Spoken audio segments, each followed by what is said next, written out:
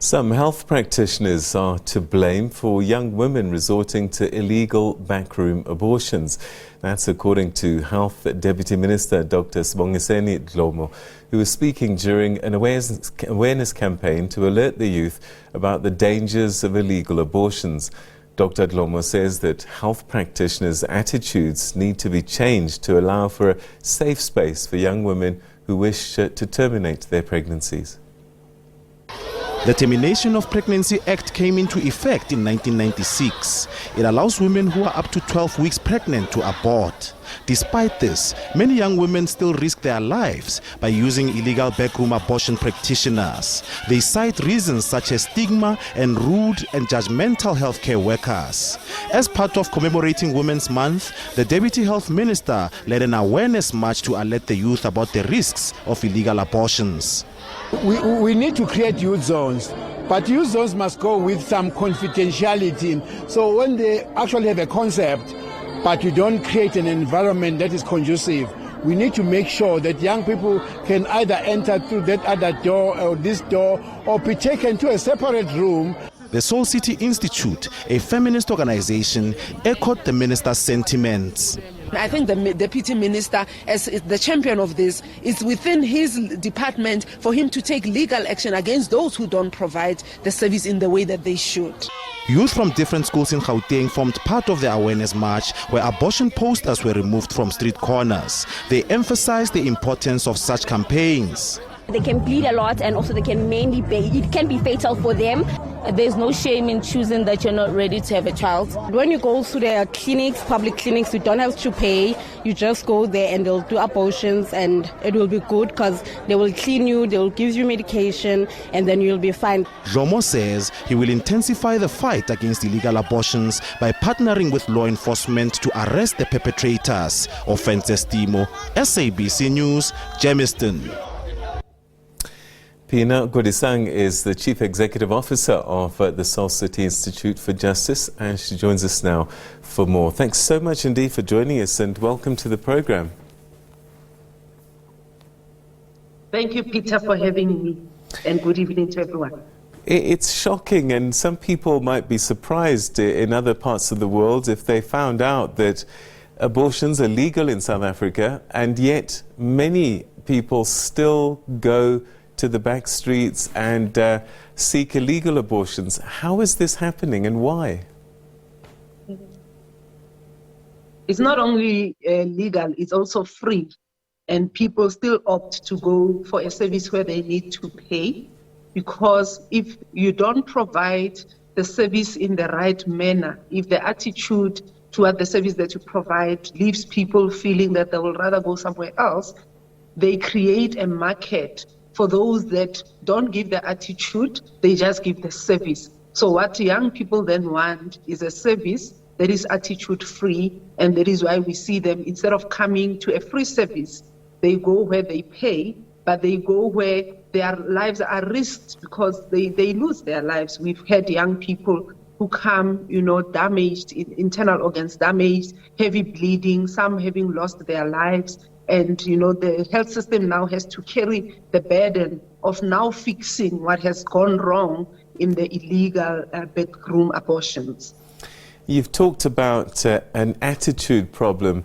Just describe for us so that our viewers can get a better sense of what does that mean. What does a girl typically go through that is so off-putting? The sad reality of South Africa, Peter, is that, we have freedoms and we have rights. And on one side, you have the right to bodily autonomy. On the other side, you have a right to, freedom of religious practice, whichever practice that you choose.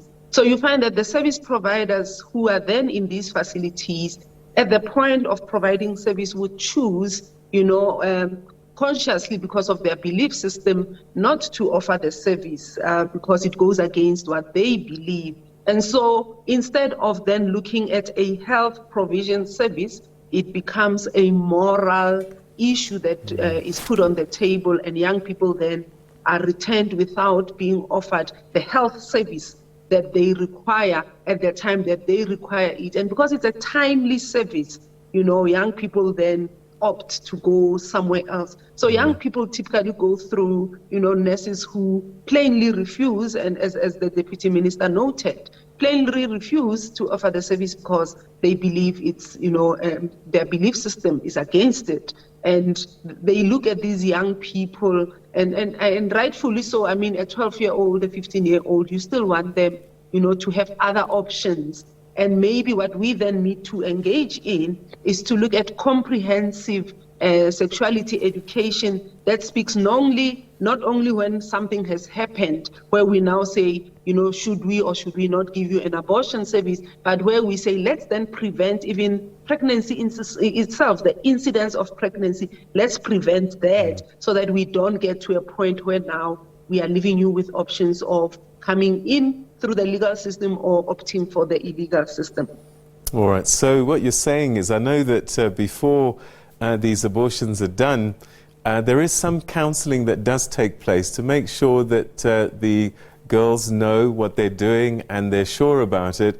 Are we saying that typically some of these counselling sessions end up becoming preaching sessions where girls then feel judged rather than counselled and helped? Most definitely, they become that, and sometimes even worse than that. They are named, they are given names, they are, they swear at them. Wow. They say so many things that leave these young people distraught.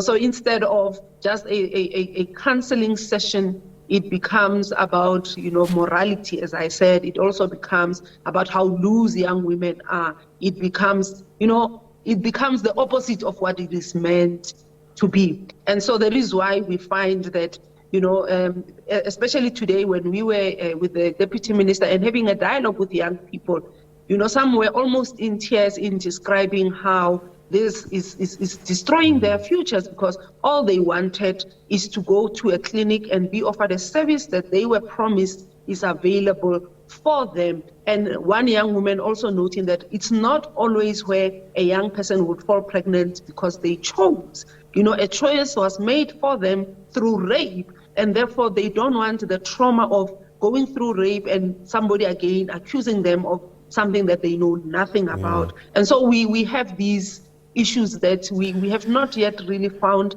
a way of handling them as a country. So what needs to be done to change the attitudes of these health practitioners? Should they be removed from the front line?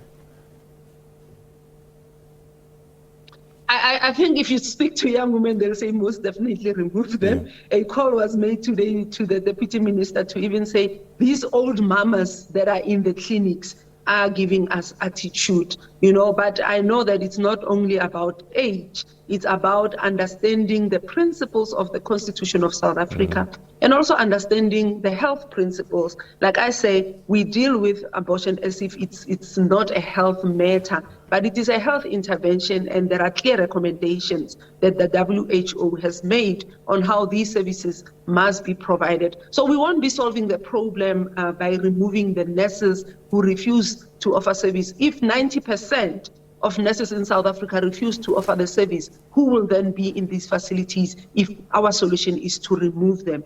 We need to engage in educating nurses in understanding why these services must be provided, but also not wait, as I said, until something has happened. We should normalize education and discussions and also push for prevention of the incidence of pregnancy in the first place, and also in the same breath, push so hard to prevent incidences of rape, because when we address it holistically, we are then solving at least the bigger portion of the problem. But if we wait until something has happened and only now start discussing that a service is not offered at a clinic, we are too late. Yeah.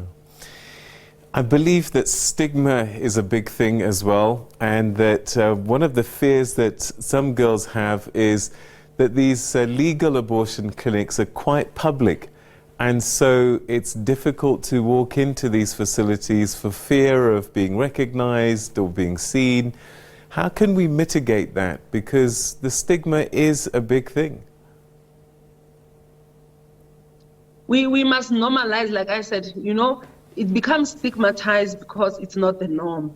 It's a taboo. But once it becomes a norm that services are available in facilities, in the same way we are able to go to services and get circumcised, and in the same way we are able to go there and get injected for whatever illness, we need to look at these services, sexuality or sexual reproductive health services, as services that are normal.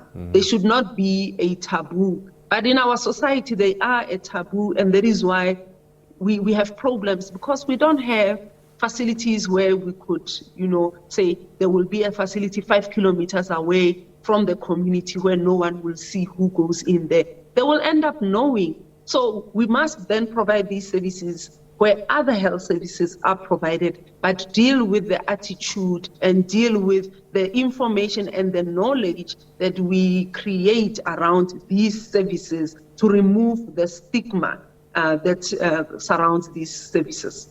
All right, perhaps as a final question, maybe even the most important, there must be some girls probably who are watching right now, and many of them will go online and look for a clinic.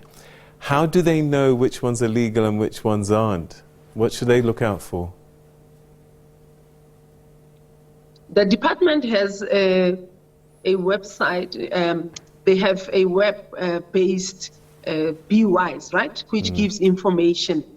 We have around 200 facilities that would be on that list where they would know. The ones that you know are illegal are the ones that you will find on the street posts in our towns. Those are definitely not legal. The minute it's posted there, you must know it's not legal. But I think I must emphasize that the onus is then on the department to make sure that the service is inclusive, the service is there, so that young people don't go to these illegal ones. You don't deal with competition by removing the competition, right? You can at least do your best to provide the right service, and that way young people will gravitate towards the free service that the facilities are offering. But right now, the gap that is there, as the Deputy Minister also noted, pushes the market for these illegal service providers. With the attitude that they get, the market becomes free for these illegal service providers. So we need then to counter that by making sure that we make sure young people know where to find the service. It's advertised in the same way that these illegal ones are advertised, but also when they get to that service, they are not going to be returned for them to now find themselves back in the streets where we are trying to remove them from those services. All right, Phinah, Kodisang, we'll leave it there. Thank you so much indeed for highlighting this very, very important issue. Thanks for your time. Thank you, Peter. Okay, that's Phinah Kodisang, who's CEO of the Seoul City Institute, talking about the high level of illegal abortions that are being performed in a country where abortion is legal and free. But the attitudes of the health practitioners sometimes is the factor that's turning these young girls away to seek unsafe abortions.